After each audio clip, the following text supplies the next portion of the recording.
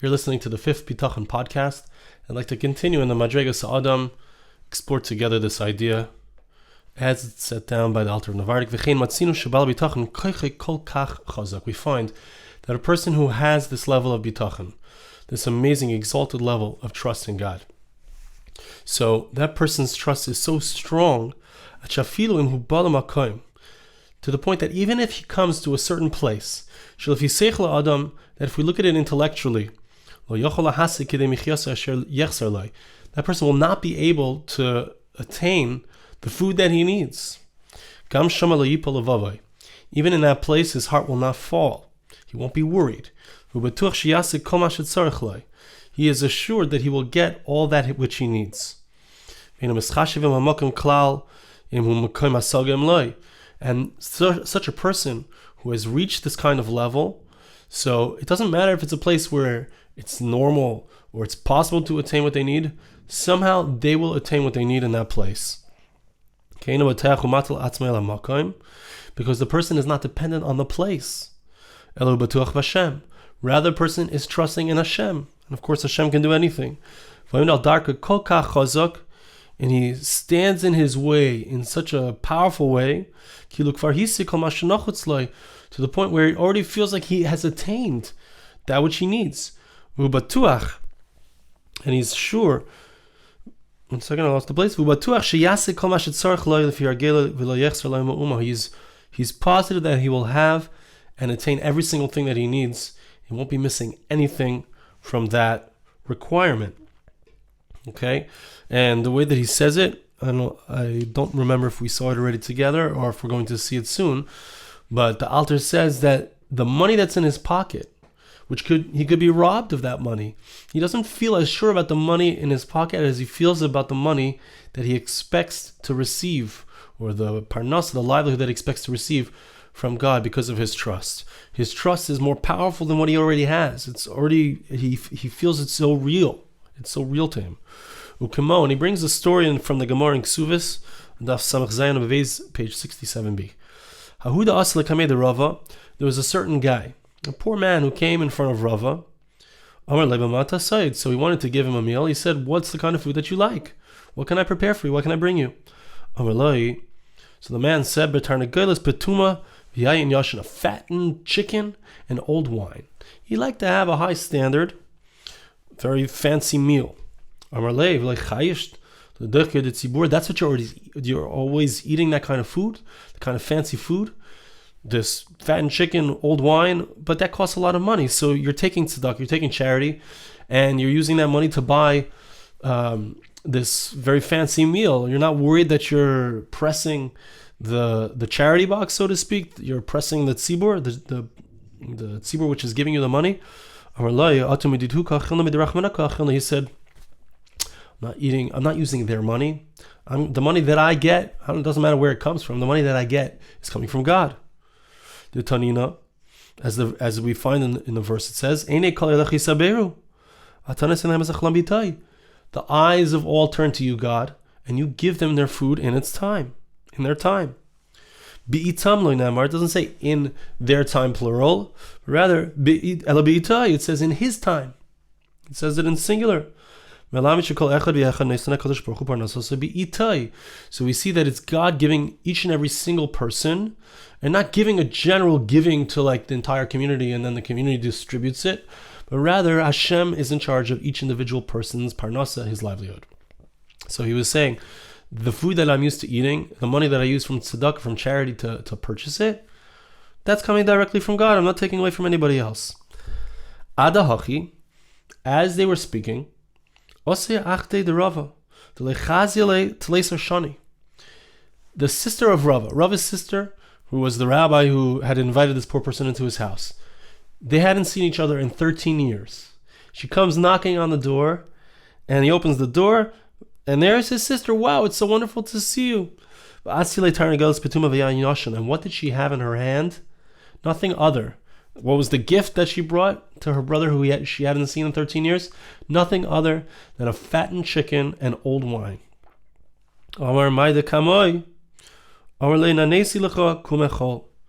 So he said, what's this in front of me? it's exactly what you had requested.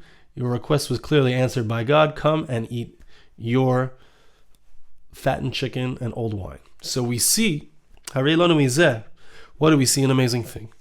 Somebody who trusts in God, that trust is so powerful that there's nothing that's strange or distant or impossible for the person to attain. And it's an amazing thing. He says an amazing thing, that a person who is living truly with bitachon, with trust in God, doesn't have to live a life where they're very their needs aren't taken care of, or they don't have a lot. They wear worn out clothes. They eat only a small amount of food. No, it's not necessary. A person can attain that which he wants, can get the food that he wants, according to what he's used to, according to what he likes. And when we're about if he's used to having fattened chickens and old wine, a person can attain that, even that, with his path of bitachon. And I know that there's a question going on here in your minds. It's going on in my mind as well. I'm going to address it soon. I just want to finish the paragraph. He says an amazing thing. Once a person is trusting in God, and he recognizes and he internalizes, and it's real for him, it's really, really real for him, that he's getting from Hashem, and that it is Hashem who is providing him with his needs. There's no reason to limit the person's trust in God. In this type of situation, I can trust in God to give me my minimal needs. I can trust, but I can't really trust God for something extra. I'm sorry, I read that again. Because God's ability is unending. It's possible for a person to attain whatever they want. Why? Because God is unlimited in his ability to give. And once a person stands and he's sure of himself, he's sure not of himself, he's sure that he's going to get what he's that Hashem will for sure give him what he expects, what he's used to. Here's where he says what I mentioned, that such a person is more sure that he's going to get what he expects than even the money that's in his pocket. Because a person could come along and steal the money, or he could lose it somehow, it could fall out of his pocket, there could be a hole in his pocket. But when it comes to a person's trust in God, if they truly trust in Hashem, so then they are guaranteed that they will get what they expect, what they ask of God. So I had a question here, and I'm sure all of you are thinking this question, which is, we find that the Torah says that there's a concept of histapkus. Histapkus means being happy with what I have. There's an idea that a person who wants to learn Torah, he wants to live a life of spirituality, so he needs to limit their desires, limit their enjoyments. He seems to be saying the opposite here. And the question is even deeper, because the Gra, the Gaon of Vilna, on whom the Madrigas Adam bases many of his opinions, the Gra, when he speaks about bitachon, in the third chapter, the very beginning of the third chapter of Even Shlema, and I invite you and I encourage you to look over there, he puts bitachon and histapkus together. He says that the idea of bitachon, of trusting in God, and the idea of being mistapek, being happy with what I have, those two ideas actually go together. So the question is, the Alter of Navardik is clearly saying that I don't need to be mistapek. I can have whatever I want. I can have what I'm used to. I can have trust in God that I'm going to get whatever I want. But the Gra seems to be saying the opposite, that the bitachon and histapkus go together. That those two ideas, being happy with what I have and trusting in God, seem to go hand in hand. So does that mean I can't trust God all the way for anything? I mean, the Madrigas Adam, the Alter of Navardik, is clearly saying a very powerful idea, which is that God, of course, can do anything. So if I trust in God, I should be able to get anything. I should be able to get whatever I want, because God can do whatever He wants. So what's the idea? So I had a thought in order to explain this, I'd like to share with you. And that is that, what is the idea of histapkus? What does it mean that I'm happy with what I have? And how is it possible that can work together with the style of bitachon that we're talking about here, which is trusting God completely, that I can get whatever I want. How does one understand this? So what I want to explain is like this, that there's a concept in ruchnius, in spirituality, there's a concept of resonance. Resonance means that if I want, what is the goal? What should I want in life? What is my goal? My goal is to become more and more like God. Because the more, and in spiritual terms, the more something is like something else spiritually, the more they are close to each other. If I want to be close to God, I want to resonate with God. I want to try to emulate His ways. If God is compassionate, I want to be compassionate. If God is loving, I want to be loving. If God is generous, I want to be generous. Okay, so each of His midas, to the extent that we emulate them, we resonate with Hashem. To the extent that we resonate with Hashem's wavelength, so to speak, so God comes more into our lives. God is more active in our lives. And so, to the extent that I trust in God, I am on His wavelength, so to speak. Einaim levadai. There is nothing besides for God. That's part of what Bitachon is. God is everything. I don't have to believe anyone else can help me. Perhaps God will send certain people to be His messengers, but God can send many different messengers, right? So God, that's this idea of Einaim levadai. There's nothing besides for God. Now, when I am mistapik, what happens when I'm happy with what I have? When a person is the opposite of that, when a person is always wanting more and more and more, right? So the midah, as Chazal say, yesh l'manaretz masayim. If a person has 100, he wants 200. The more a person has, the more he wants, right? So that's not the midah of HaKadosh Baruch Hu. The midah of HaKadosh Baruch Hu is, and the midah of the Torah is limitation, recognizing I don't need a lot. Recognizing that I don't always need to fill my taivas. I don't always need to fill my desires, because my desires are never filled. When I'm involved with physicality, it never gets fulfilled. That's the opposite of spirituality. Spirituality is a sense that I have what I need, right? That's why Yaakov Avinu, Jacob, he says Yesh li kol, I have everything.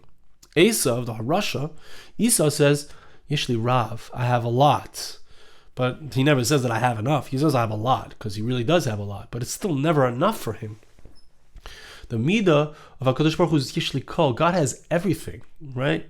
God has everything. There's nothing that God lacks. God is perfect. He has everything. He's created everything, right? So to the extent that we sense and feel that we have everything, so we are resonating, as it were, with God. So histapkus means that I recognize that I have everything that I need. Now, does that mean that I can have a high standard and I can want to have a fattened chicken and an old wine? I want to go to a restaurant and be served a steak? Well, it depends how I approach that. And I believe that that's the explanation, how we can reconcile these two ideas. Histapkus means I'm in a place where I know I'm in a spiritual place. I don't need more. But it could be that I'm happy with what I have when I have that fat steak, right? And the fat steak doesn't make me need to have more and more of that fat steak, because that's already steering away from godliness, steering away from the place where God is, where God has everything. Okay, so that's a thought that perhaps we can develop. I need to have histapkus. I need to be happy with what I have. I need to recognize that I have everything that I need. And that's not a contradiction to the fact that I can have bitachon, that I will have everything that I need. Excuse me. So, let's just finish off. We'll read another paragraph. Person who trusts Hashem does not have to be worried about the fact that this person who's poor doesn't have to be worried. He's taking charity from and he's going to cause the general populace to get in trouble from giving him so much money.